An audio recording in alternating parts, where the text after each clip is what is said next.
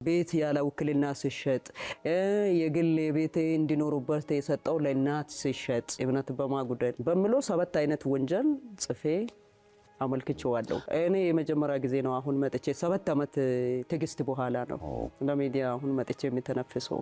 ታግሼ ጨርሼ እስከ ሰበር ድረስ ደርሼ አንድ ቤት ብቻ ቀርቶ እኔ ከአንድ ቤት ጎዳና ነው የሚወጣ ይሄን ሁሉ ንብረት አፍርቼ አገሬን አስጠርቼ ህዝቤን አስጠርቼ ለአገሬ ሰርቼ እኔ ሰውን መልካም ቤት ውስጥ እንዲኖሩ አምጥቼ ራሴ ቤት ውስጥ አስቀምጬ ቤቴ ለእናት ተሽጦ እኔ ገለቴ ዛሬ ህዝቤን አገልግዬ አገሬን አስጠርቼ ጎዳና ላይ ሊወጣ እኮ ነው ያለሁት እኮ።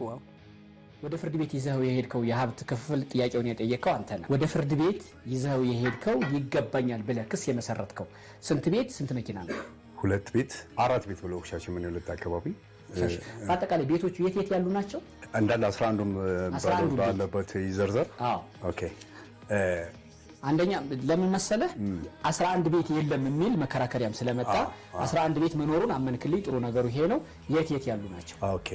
አንደኛ ኮተቤ አዲስ አበባ 2 ሀያት አሁን የምትኖርበት በሁለታችንም ስም ካርታ ያለው 500 ካሬ G+1 ያለው ቤት 2 እሷ ጃላ ያለ 3 ገርጂ መብራት ኃይል ኮንዶሚኒየም በሽልማት አገኘሁት ያለችው እናቴ የሚኖሩበት ለእናቴ የምትኖርበት እሺ በሽልማት ሳይሆን በጣና በግዢ የወጣ የተገኘ በወቅቱ ሽልማት ለምን አለች ታዲያ? እሷ እንግዲህ ያው እሷን ጠይቅ እንዳትለኝ አይደለም። እንግዲህ ጉዳዩ የቤት ባለቤትነት ምስክር ወረቀት ይመለከታል። እርስዎ በቦሌ ክፍለ ከተማ ገርጂ 2 የህንፃ ቁጥር 10 የቤት ቁጥር GLL B10 12 የሆነው የኮንዶሚኒየም መኖሪያ ቤት ባለቤት መሆኑ ይታወቃል።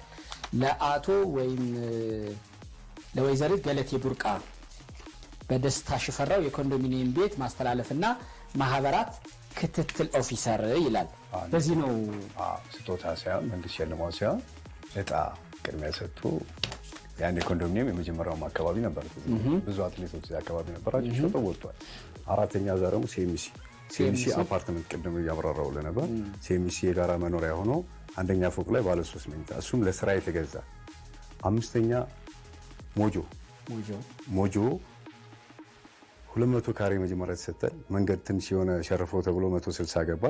160 ካሬውም የባቡር ሀዲድ ምናምን ሲሄድበት ፈርሰ ተብሎ ምትክ ያልወሰደችበት ካርቷ በሷ ስም ያለ በሷ እጅ የሚገኝ በማንኛውም ሰዓት ምክንያቱም ይሄ ሁሉ የመጣው ከፍርድ ቤት ትዕዛዝ አለ ተብሎ ሸጠብኝ ተብሎ ተከሶ እሱ ለማጣራት ፍርድ ቤት በላከው የመጣ ማስረጃ ማለት ነው። እንደውም ይሄ ራሷ ያመጣችው ማስረጃ ነው። ይሄ በሷ ስም ያለ አሁንም ያልተሸጠ ያለ ማለት ነው። እሺ 5 ስድስተኛ ሱሉልታ ለሽልማት የተሰጣት። ከዛ ሻሸመኔ ትምጣል። ሻሸመኔ 400 ካሬ እናትየው ሀዋ ባቲ የሚኖሩበት በገለቴ ስም የተገዛ። 8ኛ ደግሞ በእኔ ስም የተገዛ አሁን 200 ካሬ ሜትር እዛው ሻሸመኔ አዋሾ ቀበሌ አዋሾ 01 ይባላል መናኸሪያው ጀርባ ነው። 9 ሐዋሳ 2002 አካባቢ ላይ ለስራ ለሽያጭ ብዬ ለይጠቅመናል ብዬ ገዛኋት ቦታ ነበረች። እሷም አመት ሳትሞላ የተሸጠች ትንሽ አትርፋ የተሸጠች። ስንት ደረሰ? 9 የቤቱ በቃ የለም እኮ አሁን ምን የሚባለው መሰለህ ኮንዶሚኒየሙ የሆነ የካርታ የምናምን ቁጥር ተብሎ 450 ካለ 4000 ምናምን ካሬ 450 ካሬ ትልቅ መሬት ተብሎ ይጫጫዋል። ኦኬ።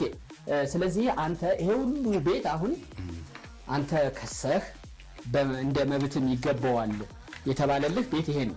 በቃ ይሄ ነው። ይሄ አንድ መኪና ሰውጋለ አንድ መኪና እንየጋለ። እንደውም ክርስቲያን ግሩፕ አንድ እንትን አለ አይደል ቢዝነስ ምናምን እዛ ላይ ሁሉ ጆይን አድርገን ነበር በሁለታችንም 50 ግማሽ ሼራ ምንድነው አክሲዮን ክሪስታል ምናምን ይላል ጌቱ ገናኛ ጋር እሱ ሁሉ በክስ መጥቶ ሄዶ ሲታይ 50 ሼር ነው 50 ነው ሁለቱም ያላቸው ሁለቱም ስም ይቀጥል ተብሎ ክሱ በጣም ይጦዘ ነበር። ብዙ ነገሮች ነበሩ። አሁን በፍርድ ቤት የተፈረደልህና ገለቴ ቡርቃንም ወደ ሚዲያ ያመጣት ቤት የአያቱ ነው። ሌላ አንተ በስም ያለው በስም ይዘህ ቀጥለሃል። እሷ አልጠየቀችህም? በስም የለም ምንም ነገር የለም። እኔ ነኝ እኮ ጎዳና የወጣሁት ምንም ነገር የሌለኝ እኮ ነኝ። በስሜ ምንም ነገር የለም። ይሄ ሁሉ 11 ቤት በሙሉ ተገለባብጦ ተሽጦ ማን ጋር አልተሸጠም እኮ በእጇ እኮ ያሉትን የኮተቤ በል 800 አሁን ያሉት ማለት ነው። አዎ የኮተቤ በእጇ አለ። የኮተቤ በእጇ የሻሸመኔ በእጇ አለ። ሁለቱም አለ። በእንተ ስም ገዝተው ነበር አንዴ ለራመቴ ቡርቃ የሰጠ በቃ ስጦታ ምን ስጠናት ሆኖ የቤተሰብ ነው አይደል? በማን ስም ነበረ? በእኔ ስም ነበር። እሺ ሰጣሃት? ስጦታ ሰጠን። እነዚህ እኮ አሁን ለማዘር እኮ ይሄን ነገር ያደረገችው ለምን መሰለህ? እዚህ ጋር ለእናት ለምንም ለተደረገው እዚህ ላለውም እኮ እቺም እናት እኮ ናት። ማካካሻ ባረ ግዴታም ነው እኮ። እሺ ስለዚህ የኮተቤው የሻሸመኔው